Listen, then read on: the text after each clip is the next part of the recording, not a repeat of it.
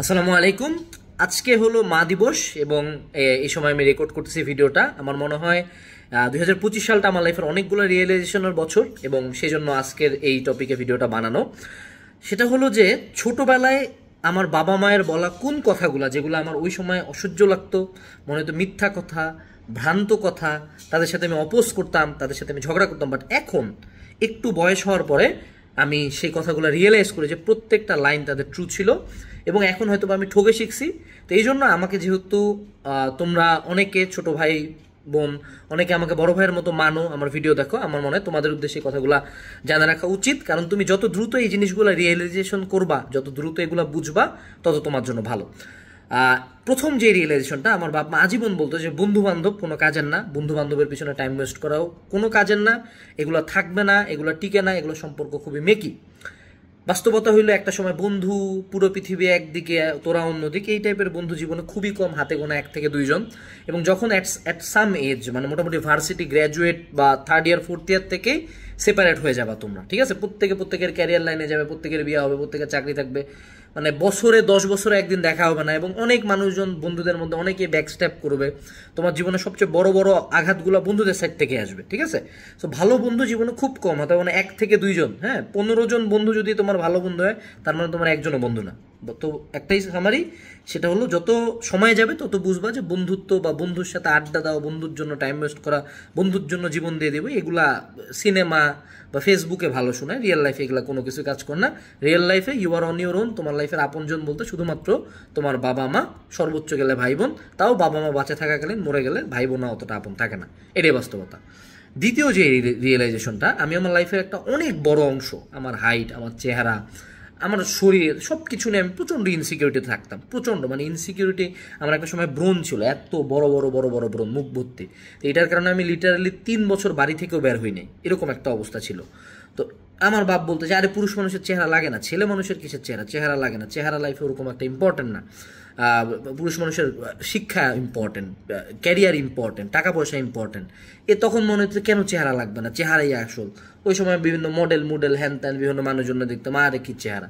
তাই না? এখন যত সময় যাচ্ছে, যত বুঝতেছি, যত ক্যারিয়ার লাইনে আগাচ্ছি, যত টাকা পয়সা ইনকাম এইসবের দিকে যাচ্ছে, হ্যাঁ, তুমি বুঝবা যে পুরুষ মানুষের আসলেই চেহারা লাগে না। সত্য কথা এটা। আনলেস তুমি চেহারা দিয়ে কামাও, unless you are a model or a নায়ক, anything that involves your face, এর বাইরে কোনো পুরুষ মানুষের পরিচয় তার চেহারার কারণে হয় না, ঠিক আছে?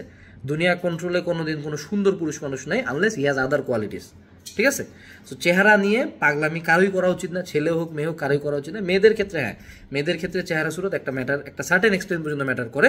কিন্তু পুরুষ মানুষের ক্ষেত্রে তোমার the only thing you should focus on শুরু থেকে, সেটা হলো ক্যারিয়ার। ওকে, তৃতীয় যে লার্নিংটা, সেটা হলো যে প্রেম ভালোবাসা। ওকে, এই জিনিসটা নিয়ে আমি আমার জীবনে অসংখ্যবার কথা বলছি, গোটা অনলাইনে মনে হয় সর্বাধিক এটা নিয়ে আমি কথা বলি। সো আমার জীবনে এরকম বেশ কয়েকটা খুব জঘন্য জঘন্য ব্রেকআপের ঘটনা আছে, যেগুলোর কারণে আমার লাইফ থেকে অনেকগুলো বছর পুরোপুরি মাইনাস হয়ে গেছে, আমার মনের মতো অবস্থা ছিল। হ্যাঁ, তো আমার বাপ মা বলতো যে এগুলা কোনোটাই ঠিকে না, এগুলা প্রত্যেকটা মেয়েকি এইটার মতো টাইম ওয়েস্টিং জিনিসপাতি পৃথিবীতে নাই। আর তখন তো মনে করো প্রথম প্রথম প্রেম, আবেগ, বাপ রে বাপ, বিয়ে করবো, এই হবে ওই হবে, হ্যান হবে ত্যান হবে। বাস্তবতা হইলে কিছুই হয় নাই, কিছুই হয় নাই।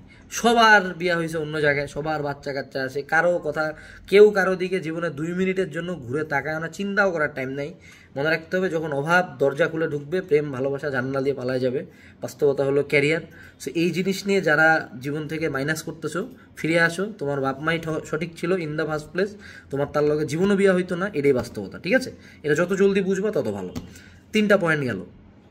চতুর্থ যে পয়েন্টটা, সেটা হলো যে আমাদের টাকা পয়সার ব্যাপারটা। হ্যাঁ, সো বাবা মার সাইড থেকে সর্বোচ্চ বলা হয়তো, সবসময় বলতো যে লাইফে টাকা পয়সা অনেক ইম্পর্টেন্ট, এটা কামাইতে হবে। হ্যাঁ, এবং এইটার দিকে ভালো একটা এফোর্ট থাকতে হবে, লাইফে এস্টাবলিশড হইতে হবে। যদিও এটা প্রথম পয়েন্টটার সাথেই একরকম, ক্যারিয়ারের সাথে, যে ছেলে মানুষের ক্যারিয়ার, টাকা পয়সার ব্যাপারটা সেপারেটলি বলতে হয়। কারণ ওই আমার বাপ বলছিল তুই আজকে যা বাড়ি থেকে বের হতো, দেখি কে তোকে 500 টাকা দেয়। হ্যাঁ, আমি তো ভাবছিলাম যে বন্ধুর কাছে 500 টাকা নিবে, তুমি যাও চাও দেখি কালকে কে দেয়। তুমি কালকে 100 টাকা ইনকাম করার ট্রাই করো, ঠিক আছে? তুমি বুঝতে পারবা যে এটা কতটা মানে পেইনফুল। তোমার বাপ যে তোমারে এমনি খাওয়াই পালে বড় করছে, হ্যাঁ, একটা আইফোন যে চালাচ্ছ বা যে এসি রুমটাতে বসে আছো, তোমাকে বুঝতে হবে যে এসিটা লাগছে তোমার বাপের রক্তঘাম করা টাকা দিয়ে। ওকে, সো এই জন্য টাকা পয়সার ব্যাপারটা লাইফে অনেক বেশি সিগনিফিকেন্ট, অনেক বেশি সিগনিফিকেন্ট। এটা যে কত ইম্পর্টেন্ট লাইফে, এটা একান্ত একটা ছেলে মানুষ সবচেয়ে বেশি বুঝতে পারে। তো তুমি একটা সার্টেন এজে যায় বুঝবা যে টাকা পয়সা কতটা ইম্পর্টেন্ট। যে জিনিস তোমার কাছে 10,000 টাকা 15,000 টাকা এখন টাকা মনে হয় না, চাকরির বাজারে ঢুকো 20,000 টাকা বেতন 25,000 টাকা বেতনের জন্য তোমার সাথে 1,000 জন ফাইট দিতে রাজি আছে, 1,000 না 1 লাখ, ঠিক আছে?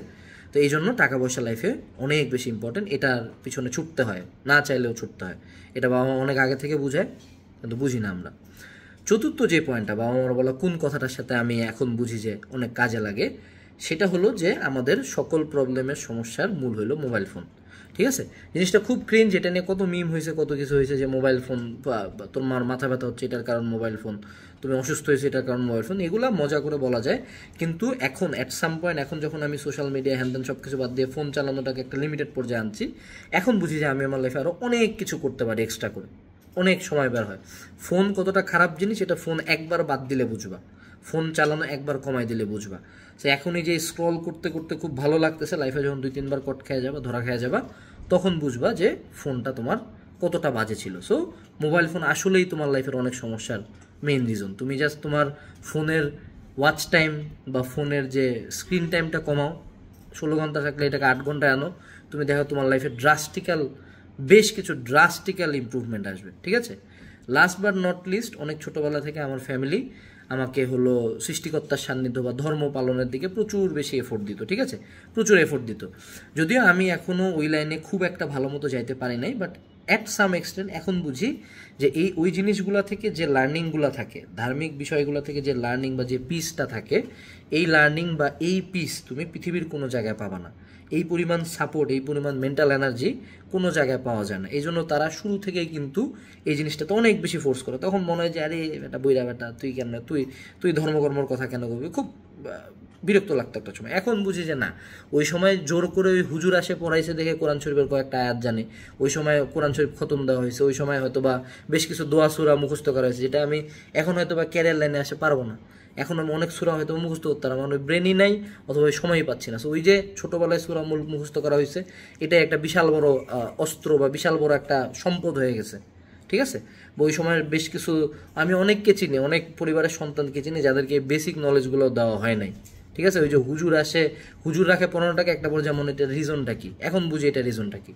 অনেক ফ্যামিলি এটা করে নাই, যাদের কারণে তাদের ছেলেপেলেরা দেখি যে নামাজ কয় রাকাত কেমনে পড়ে এটাও জানে না। ঠিক আছে, এমন মানুষজন আছে দুনিয়াতে, শুনে অবাক লাগতে পারে, বাট আছে। ওকে, সো এই আর কি, ওভারঅল বেশ কিছু লার্নিং আছে, বাট বাস্তবতা হইলো এখন হয়তো আমি সেপারেটলি 5টা বললাম, এরকম আমি 5টা কেন, আমি 500টা বলতে পারবো। বাস্তবতা এইটাই যে তারা দুনিয়াতে আমাদের চেয়ে অনেক বেশি দিন আছে, তারা কখনোই আমাদের জন্য খারাপ চায় না। সো বাপ মায়ের বলা বা বাপ মায়ের সাজেস্ট করা 99% কথা হয়তো বা ভালো, 99% কথা ভালো, 99% কথা লাইফে কাজে লাগবে। সো ট্রাই করবা তাদের কথা শোনার, আনলেস এটা তোমার জন্য হানিকারক। এটা বাদে তাদের মেজরিটি কথাবার্তা শোনার চেষ্টা করবা। এটা থেকে লাইফে কোনো দিন 1 সেকেন্ডের জন্য, আমি আমার বাবা মার কথা না শোনার জন্য অসংখ্যবার ক্ষতিগ্রস্ত হয়েছি। যেমন একটা খুব বড় ক্ষতিগ্রস্ত হওয়ার উদাহরণ হলো যে যখন হলো করোনা চলতেছিল, তখন আমার কিছু ইনকাম হয়েছিল, ওই ইনকাম দিয়ে আমি একটা গাড়ি কিনছিলাম।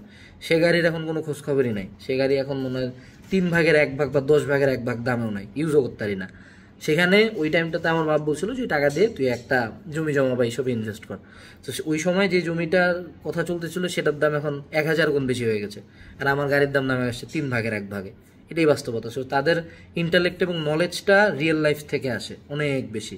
সো এই জন্য তাদের কথাবার্তা আমার মতে শোনা উচিত, শোনার চেষ্টা করবা। ছোটখাটো একটা মেসেজ দিলাম, আশা করি তোমাদের ভালো লাগবে, তোমাদের কাজে লাগবে। হালকা স্ক্রিনের সাথে থাকো। আসসালামু আলাইকুম, টাটা।